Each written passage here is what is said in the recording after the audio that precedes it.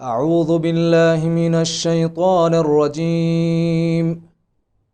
بسم الله الرحمن الرحيم.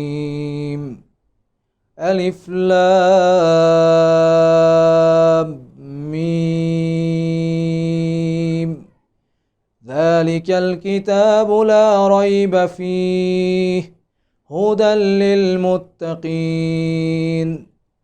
الذين يؤمنون بالغيب ويقيمون الصلاة ومما رزقناهم ينفقون والذين يؤمنون بما أنزل إليك وما أنزل من قبلك وبالآخرة هم يوقنون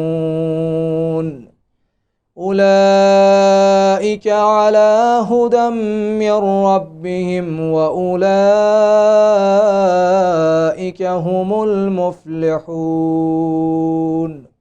صدق الله العلي العظيم.